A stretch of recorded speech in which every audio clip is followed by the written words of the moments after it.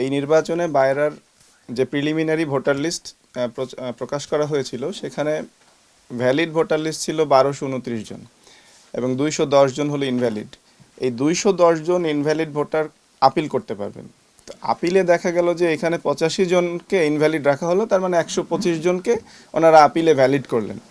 এই প্রথম 1229 জন এবং পরে যে 125 জন, এটা টোটাল যোগ করলে হবে 1354 জন। কিন্তু এইখানে অবাক করার বিষয় হলো যে বায়রা যে চূড়ান্ত ভোটার লিস্টটা প্রকাশ করলো সেখানে দেখা গেল যে ভ্যালিড ভোটার হলো 1469 জন। অর্থাৎ বেআইনিভাবে এবং ম্যানিপুলেট করে এখানে 115 জনকে ভোটার হিসেবে অন্তর্ভুক্ত করা হয়েছে। এবং এই রিট পিটিশনটি মাননীয় হাইকোর্টের একটি দ্বৈত বেঞ্চ শুনানি করেন। শুনানিতে দীর্ঘ শুনানির পর আদালত এই নির্বাচনের তফসিলের উপর স্থগিতাদেশ প্রদান করেন।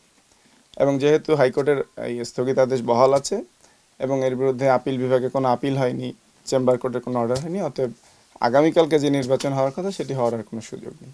বিগত 18 বছর একটা সিন্ডিকেট এই ভাইরাটাকে নিয়ন্ত্রণ করেছে। আমাদের দাবি একটাই, আমাদের ভাইরাতে যত সকল মেম্বার আছে যাদেরকে এখনও ভ্যালিড মেম্বার করা হয় নাই, সকলকে নিয়মতান্ত্রিকভাবে ভ্যালিড মেম্বার করে একটা সুষ্ঠু নির্বাচন দিবে। সেখানে যিনি নির্বাচিত হবে আমরা তাকে স্বাগতম জানাই।